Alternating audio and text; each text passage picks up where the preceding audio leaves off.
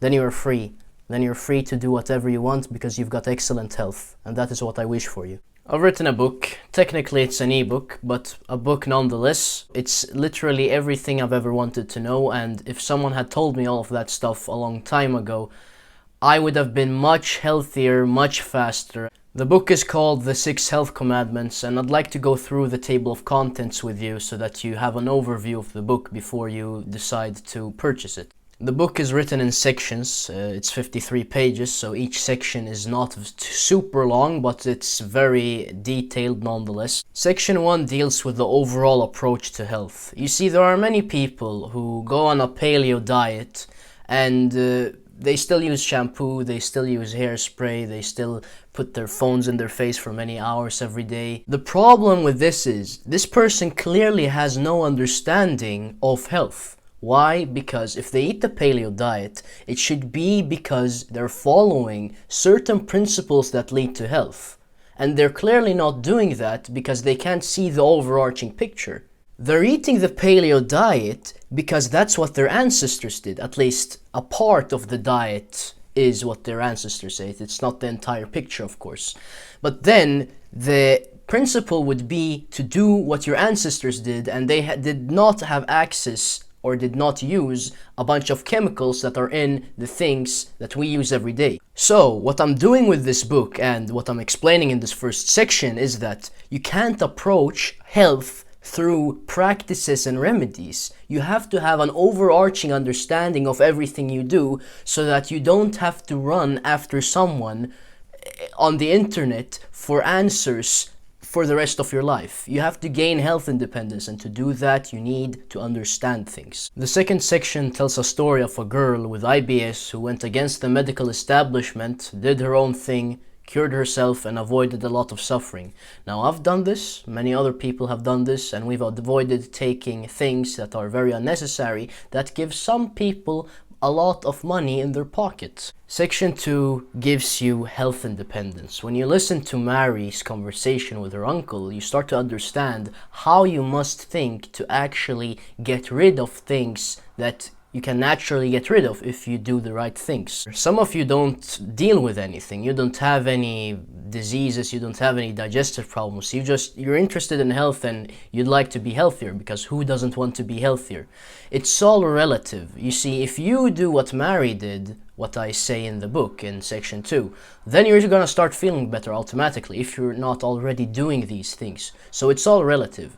You might have a disease, you might not have a disease. What's important is, whatever you do, if you do it correctly and you follow these principles, you will feel better. In section 3, the commandments begin, and so we have to get an upgrade, if you know what I mean. The first commandment is the commandment of evolution, and it deals with how important evolution is from a health perspective. You have to constantly think about it if you want to be healthy. You see, we've made a lot of changes during the last 10,000 years, and we've been too slow to actually accommodate for them when it comes to living in modern society. We don't have the solutions necessary to be healthy, so we're destroying ourselves. In this section, I talk about 3 main things that you have to change to live healthy in modern society. And these are the 3 main things that we've changed during the last 10,000 years. You have a thorough explanation of diet in there, and that's one of the things. You have a thorough explanation of EMF, and then the third thing is a secret. You'll have to get the book to know it, but I can tell you that it's probably the most important thing, and the hacks I give you in there are absolutely mind-boggling. Oh, and the commandment of evolution is 100% backed up by science. I've got footnotes all over the place. The next commandment is the commandment of intelligence, and it's the reason why the medical establishment is so bad at creating health in people that are sick. It gives you another overarching fundamental principle to approach health with that will help you in so many situations. It will answer so many questions that no one can answer today. Oh, and the questions I'm talking about aren't answered by me verbally or from a thought perspective. They're answered by something else which we all have in common. Now, in the same section as the commandment of intelligence, I've written about why the medical establishment is corrupt.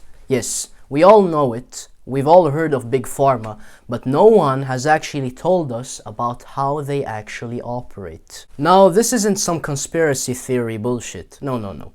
This section is filled to the brim with articles and references that show that the medical establishment, especially the pharmaceutical industry, is corrupt. Maybe you already knew that it is corrupt, but why and how? And how do they influence the medical establishment?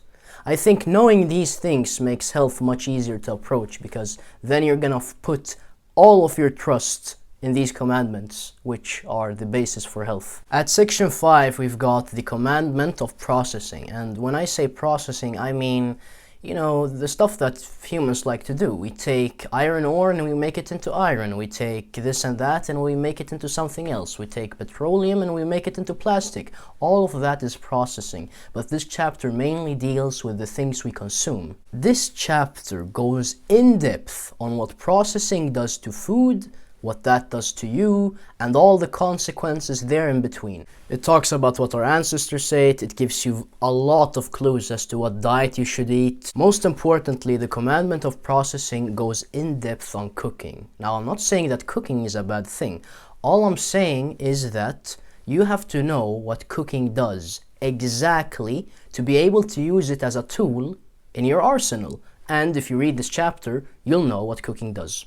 Section 6 deals with the commandment of stress, and the commandment of stress tells you how to optimize stress to be as healthy as possible. It also talks about psychological stress and how to completely get rid of that, because if you have psychological stress, then you'll never be healthy, because you'll just be frying yourself from the inside all the time. In section 7, you've got the commandment of bacteria, and this is probably the most controversial commandment out of all of them. I and many others from our direct experience have noticed that there is something incredibly incorrect about the scientific knowledge we have about food poisoning, bacteria, and health. Therefore, I've decided to stand against the medical establishment's view on bacteria when it comes to health and disease. In this section, I tell you what bacteria actually do and what actually causes disease. This section is the end of your bacteriophobia. The last commandment is the commandment of light, because light is still a very significant thing that we're influenced by every day. It gives you evidence as to which light we've been influenced by the most during our evolution and what you should do about it. It is the shortest commandment, but it's still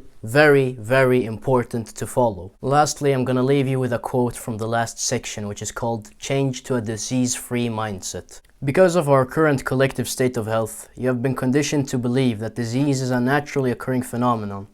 You think it is normal for people to get cancer, heart attacks, strokes, and cluster headaches. You think it is normal to remove your tonsils, your gallbladder, or your appendix. You think it is natural for a teenager to get acne, for a jaw to be recessed, to have crooked teeth, or for someone to be very sensitive to the sun. You think disease happens to you, and that luck determines whether you get to suffer or not. And that's one of the main reasons as to why you should read this book, because if you believe all of those things, then you're not free and you've been lied to. And if you get past that stage where you believe that, no, disease is a thing that we've created, then you're free. Then you're free to do whatever you want, because you've got excellent health. And that is what I wish for you. Go and achieve excellent health. I know you can do it.